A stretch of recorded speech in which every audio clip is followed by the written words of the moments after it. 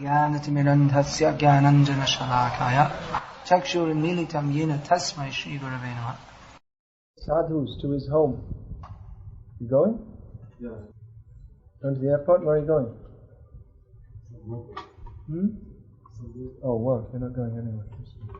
Work at this time of night? What a miserable life. You have night shift? No, he's my colleague. He's just doing. I see. Something. Oh, someone's coming, huh? All right. See, the modern civilization, they have night shift, day shift. They keep you working all night. Krishna has night shift also. He's dancing all night. So that's what we were saying about Krishna's, Prabhupada's father. He used to pray to all these sadhus that please bless my son that he can become a pure devotee of Radharani. He didn't know that his son is already the greatest devotee of Radharani, and he has come to teach the whole world about Radharani. And Prabhupada's father is praying, please bless my son, he can become a great devotee of Radha. He's already topmost devotee of Srimati Radhika. So like this is inconceivable. Krishna is inconceivably wonderful, and his devotees are also inconceivably wonderful. When Prabhupada was going to America, no one knew. Prabhupada was living in Vrindavan, and it was just like so many sadhus in Vrindavan. So they thought this Bhaktivedanta Swami is another sadhu. There's so many sadhus. No one took him very seriously. Prabhupada said, I'm going to go and preach in the West. And no one took him seriously. Preach in the West? What are you going to America for? An old man like you just going for tourism? And others said, why are you leaving Vrindavan? That's a great offense. You came to live in Vrindavan. Now you should just stay here and die here. And if you die in Vrindavan, then you'll go back to Godhead. They said to Prabhupada. They don't know that he's already back to Godhead. He doesn't have to do anything to go back to Godhead. So no one took him seriously. Why are you leaving Vrindavan? Prabhupada wasn't leaving Vrindavan. He took Vrindavan with him. He made Vrindavan all over the world. Where is Vrindavan? Where there is Radha and Krishna, there must be Vrindavan. If there's only Krishna, then it may not be Vrindavan. But if there's Radha and Krishna, it must be Vrindavan. So Prabhupada, he established Vrindavan in different temples all over the world, and in so many hearts he gave Vrindavan. But no one understood. They just thought, this is an ordinary person. He came to America, and who understood? He was just walking the streets alone in New York.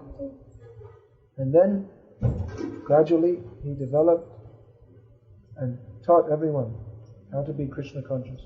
And the movement he started is going on, expanding and expanding more, and more people, by Prabhupada's mercy, are understanding about Krishna. So who can understand? Krishna is so wonderful, and his devotees. You can't judge just by looking at them. Even Prabhupada, he was talking very simply. If you listen, we have 700 cassettes of Prabhupada's lectures. If you hear Prabhupada talking, Prabhupada will just talk very simple philosophy. So many lectures, one lecture after another. Very simple philosophy. You're not this body. Krishna is the Supreme Personality of Godhead. Surrender to Him. We are servants of God. We cannot be happy if we don't surrender to Krishna. In the Kali Yuga, the only way to understand God is by chanting Hare Krishna. Follow these principles. Simple, straightforward. If you listen to Prabhupada's lectures, it's not what you would call entertaining. Just like so many speakers in India, they give lectures, but it's like an entertainment. It's Krishna Leela, Ram Leela, but the idea is just some kind of entertainment.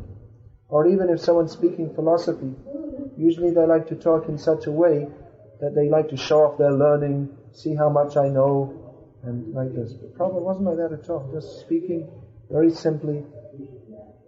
And the way people spoke with people, many times you wouldn't understand what a great person he was. Very simple, but he had so much potency to spread Krishna consciousness. So Krishna is not very easy to understand him. And it's not very easy to understand his devotee either. The whole process is, we may not understand so many things, but if we simply try to please Krishna by pleasing his devotee, then we can understand Krishna. The process to understand Krishna is, or to get Krishna's mercy, is to please his devotee. And how can we please his devotee? The devotees are pleased when we serve Krishna. And Krishna is pleased when we serve his devotee. So the devotees, they are engaged in bringing other people to serve Krishna. That is the business of the devotees. Krishna says, Manmana bhava mad bhakto. Always think of me and become my devotee. So if we want to do something to please Krishna, then we see Krishna is asking everyone to be his devotee. So if we try to bring others to become Krishna's devotees, then Krishna is very pleased. We should see what Krishna wants. Sometimes people are very eager to enjoy Krishna consciousness. I will simply speak about Ras Leela and so many things. I will enjoy it. So no doubt it's very enjoyable. Why does Krishna come to this world? He doesn't have to come, but he comes to show his Leela, to attract us back to him. But at the same time, how can we enter into the mood of Vrindavan? The whole mood of Vrindavan is service. It's not that we're enjoying. It's not like you go to a cinema and you watch some people dancing, so you also watch Krishna dancing. It's not like that. The whole mood is one of service. Even the gopis, they're dancing with Krishna, but their whole idea is how Krishna will be pleased. The gopis decorate themselves very beautifully because they think that Krishna will be pleased. And Krishna, he reciprocates with them. So the whole mood is one of service. So if Krishna wants that we should bring more people to become Krishna conscious. So in this way, the devotee who is engaged in bringing more people to Krishna consciousness, Krishna is very pleased with him. We see that in Bhagavad-gita. Krishna says, Nachatasman manusheshu kaschid me priyakriti. One who is preaching my message, there is no one more dear to me than he. So, devotees who are preaching Krishna's message, they're very dear to Krishna. And if we serve those devotees, and then Krishna becomes very pleased. And how do those devotees want to be served? They don't want anything for themselves, but they simply want us to help them with their work, which they're doing in service to their spiritual master, which is to go on spreading this Krishna consciousness more and more. So Krishna himself also comes to spread this Krishna consciousness. Krishna says, Pritivite yache datanagara sabhakta pracha hoibe mohanam. Krishna, come as Chaitanya Mahaprabhu says, that Krishna consciousness should be spread to every town and village. So anyone who does that, he becomes very pleasing to Lord Chaitanya. So this is our whole process.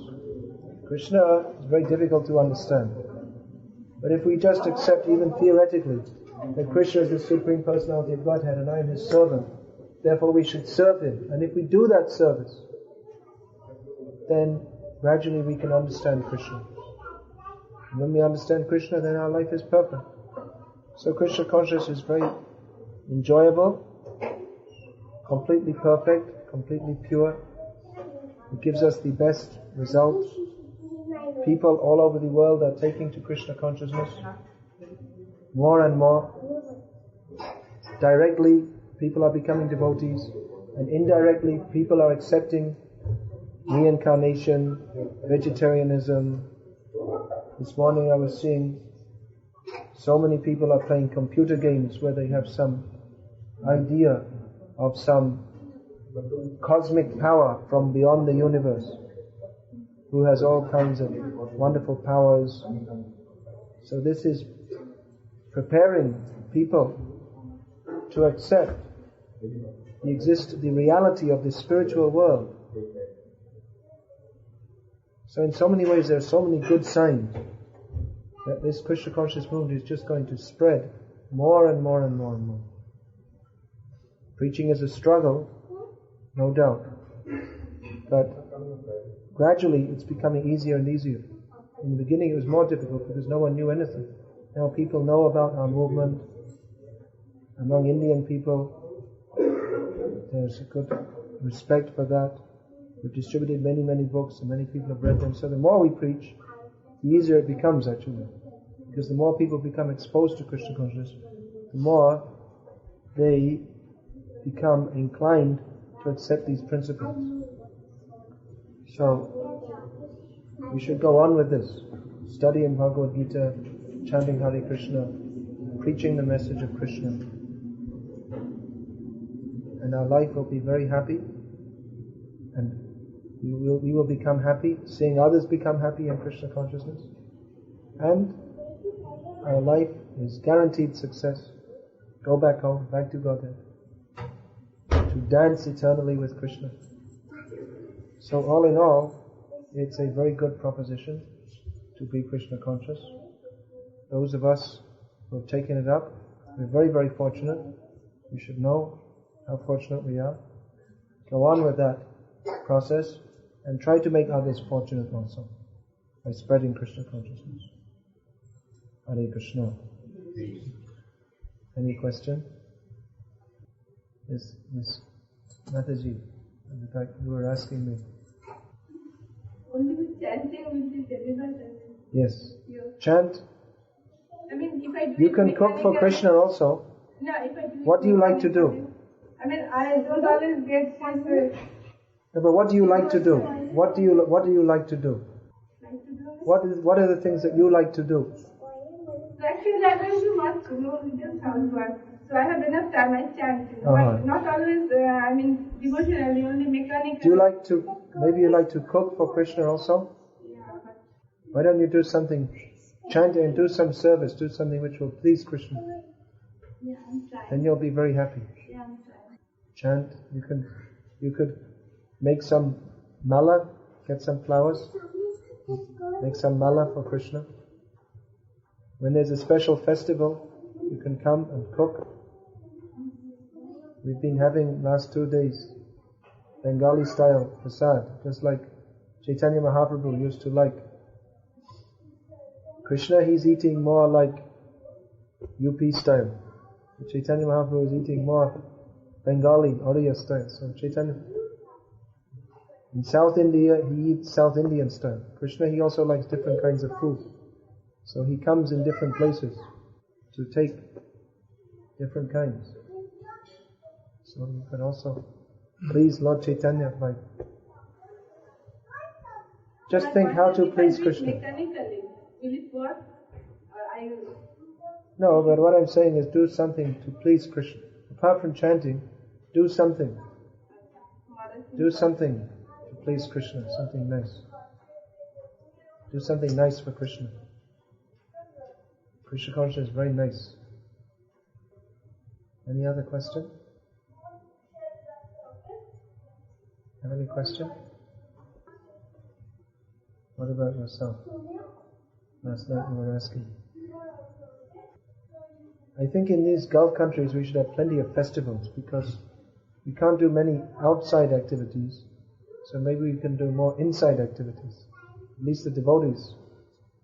We have to keep everyone busy in Krishna's service. So when we do a lot of outside preaching, it actually makes us very blissful and gives a lot of life. Just like Bhaktijana Priya was saying that usually it's just like we do our day-to-day Krishna conscious activities. It may not seem so exciting. Actually, it is exciting. But that's the reason why we have festivals and preaching and all these things, just to keep our charge high. So festival means everyone comes, brings something for Krishna. We have decorate the temple room, cook so many nice preparations for Krishna. Different festivals are there. Now Radhashtami is coming. You should make a nice feast for Radharani. You know what Radharani's favorite vegetable is? I got it in Bahrain. I think you must be getting, you know? It's this Arabi. Yeah, you can get here. You can get it in Bahrain, so you can get it. So you should cook that for her.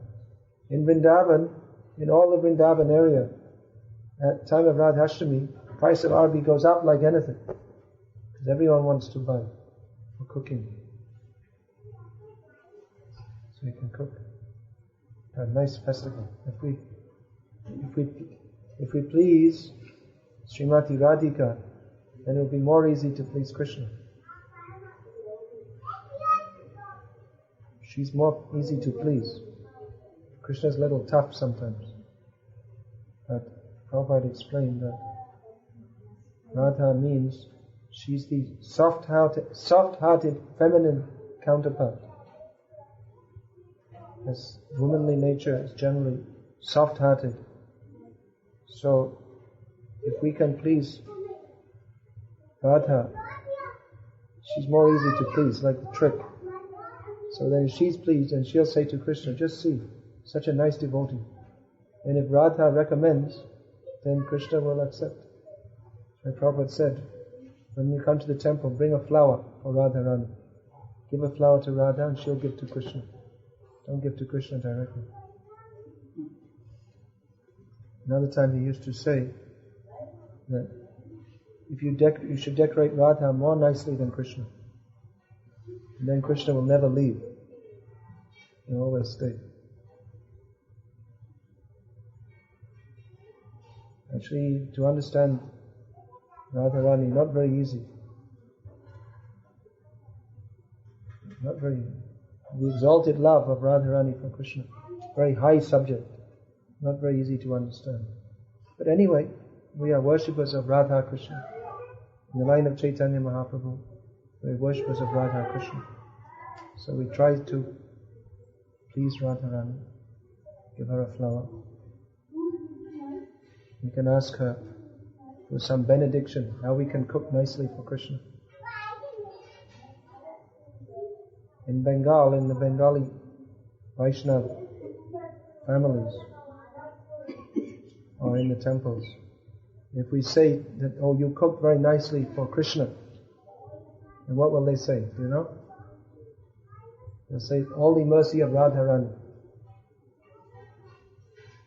Someone who's cooking nicely for Krishna, it means they must be getting the mercy of Radharani, because that's her job, to cook nicely for Krishna.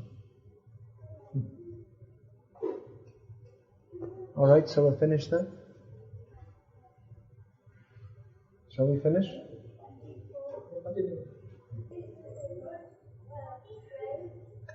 Have a little kirtan? Finish off with some kirtan? Oh, they already took the kirtan. We don't have any mridanga, right? Okay. Everything? Everything. Anyway, we can clap hands.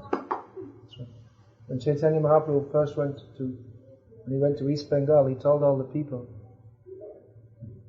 they were asking him, how can we worship Krishna? So he told them, when you finish your work in the evening, you come and sit outside and chant Hare Krishna and clap your hands. Kirtan karoha shabe hate tali di. So we can do the same. Hare Krishna, Hare Krishna.